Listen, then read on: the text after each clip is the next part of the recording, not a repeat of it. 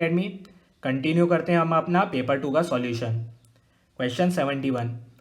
For a linear distribution of velocity in the boundary layer on a flat plate the ratio of displacement thickness to nominal thickness is A 1/4, B 1/3, C 1/2 and D 2/3। तो यहाँ पे आपका किसको ratio पूछा है? Displacement thickness to nominal thickness, जो कि कुछ नहीं है, आपका बाउंड्री लेयर थिकनेस है।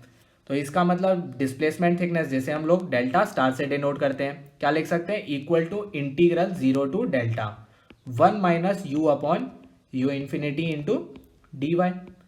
तो यहाँ पे हमें लीनियर डिस्ट्रीब्यूशन पूछा है, इसीलिए हम बोल सकते हैं u upon u infinity equal to कितना हो जाएगा आपका? बोल सकते हैं y बाय डेल्टा। चलिए डायरेक्ट करते हैं इसका इंटीग्रेशन।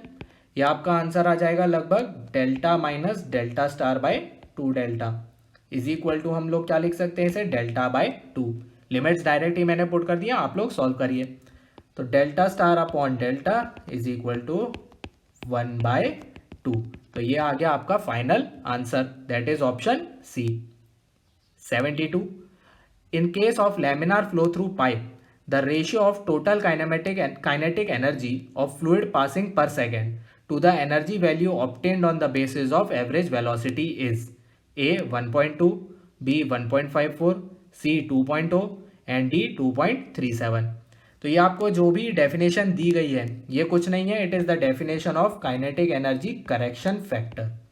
ठीक है, ये आपकी डेफिनेशन है किसकी? काइनेटिक एनर्जी करेक्शन फैक्टर की, जिसे आप लोग बहुत ही अच्छे से जानते हैं, अल्फा से डिनोट भी करते हैं। अब आपको इनकी वैल्यूज़ याद होनी चाहिए। तो क्या होती है लेमिनार फ्लो के लिए? अगर हम लोग बात करें, यहाँ पे पूछा भी लेमिनार के लिए ही है, तो वो होती है आपकी 2.0। So option C is the correct answer. Turbulent की भी हम लोग देख लेते हैं, क्योंकि यहाँ पे अब बात उठी गई है तो देख ही लेते हैं। तो वो होती है आपकी 1.02 टू 1.2। और अगर हम लोग बीटा की बात करें, जो कि क्या है आपका? Momentum correction factor.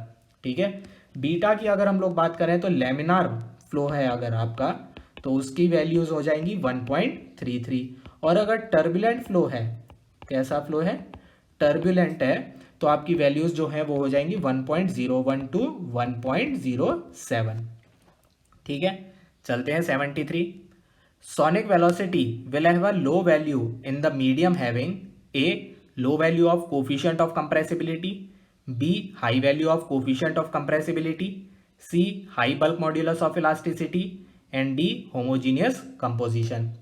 तो अगर हम लोग कंप्रेसिबिलिटी देखें, it is nothing but inverse of bulk modulus of elasticity.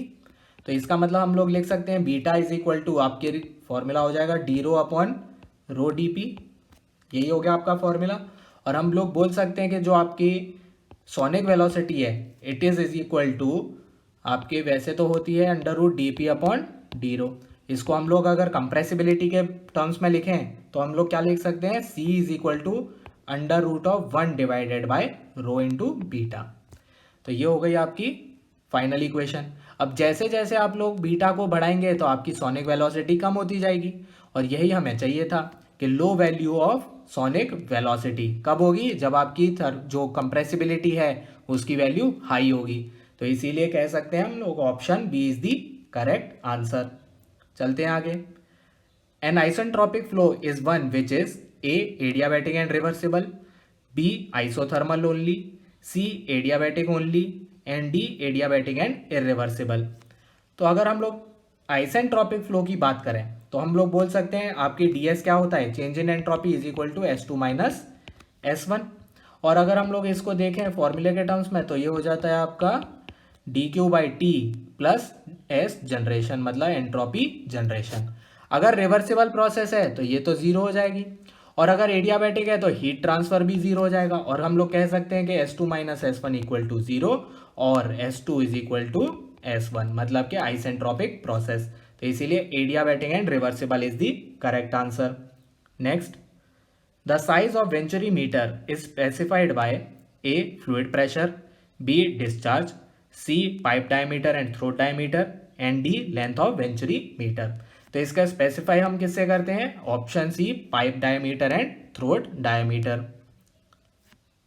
In a flow field at stagnation point, A. Pressure is 0, B. Total energy is 0, C. Pressure head is equal to velocity and D all the velocity head is converted into pressure head. अब stagnation point कौन सा होता है? Stagnation point वो point होता है जहां पे हमारी वेलोसिटी क्या हो जाती है? जीरो हो जाती है।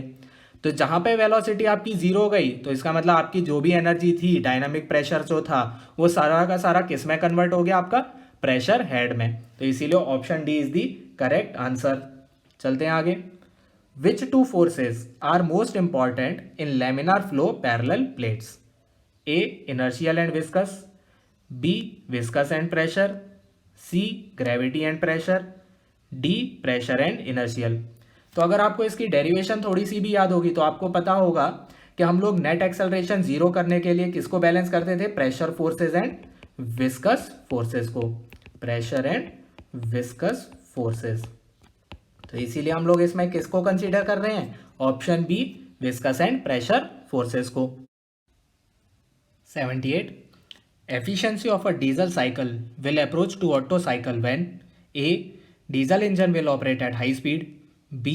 Cutoff period of diesel cycle is reduced to 0, C. Diesel fuel is balanced with petrol, and D. None of these. तो हमसे पूछा है कि डीजल साइकिल की एफिशिएंसी कब ऑटो साइकिल के बराबर हो जाएगी। तो डीजल साइकिल में आपके जो एफिशिएंसी कम होती है, अगर हम पीवी डायग्राम पे इसको बनाए पहले डीजल साइकिल को, तो कुछ इस तरह की बनेगी और ये 4। तो अगर हम लोग इसमें देखें तो आपके ये जो एफिशिएंसी का फॉर्मूला था 1 r gamma minus 1 rho gamma minus 1 upon gamma rho minus 1। तो यहाँ पे आपका रो जो था वो था कट ऑफ रेशियो, ठीक है। और वो जो रो है cut off ratio it is nothing but V3 upon V2। और ये जब आपकी वैल्यू 1 पहुंच जाती है तब आपके ऑटो साइकिल की एफिशिएंसी के बराबर हो जाती है। और ये 1 कब होगी? जब आपका V3 इक्वल टू V2 के बराबर हो जाएगा। मतलब हमने कट ऑफ पीरियड को क्या कर दिया है? 0 कर दिया है। इसीलिए option B will be the correct answer. Next, a gas turbine cycle with heat exchanger and reheating improves A. only the thermal efficiency, B. only the specific power output, C. both the thermal efficiency and specific power output, D. neither thermal efficiency nor specific power output। तो यहाँ पे आपका heat exchanger क्या है? आपका heat exchanger कुछ नहीं है, एक रीजनरेटर है, ठीक है, रीजनरेटर है। और आपके रीहीटिंग भी साथ में यूज़ की है। अगर रीजनरेटर को अगर हम लोग देखें तो ये क्या इंप्रूव करेगा? आपकी साइकिल की एफिशिएंसी। और रीहीटिंग को देखें तो ये आपका नेटवर्क जो है वो इंप्रूव करेगा। इसीलिए option C is the correct answer. दोनों ही चीज़ें इंप्रूव हो रही हैं। चलिए देखते हैं आगे। The ideal efficiency of a simple gas turbine cycle depends upon A pressure ratio, B cut off ratio, C both A and B, D none of the above. तो हमें यहाँ पे किससे पूछा है? सिंपल गैस टर्बाइन साइकिल के लिए, जो कि किस पे बेस्ड है? आपकी ब्रेटन साइकिल पे है। और ब्रेटन साइकिल की अगर हम लोग एफिशिएंसी लिखें तो क्या होती है? 1 minus 1 upon pressure ratio into power gamma minus 1 upon gamma. तो देख सकते हैं यहाँ पे कहीं पे भी कट ऑफ रेशियो आया ही नहीं है। तो इसीलिए option A is the correct answer, that is pressure ratio.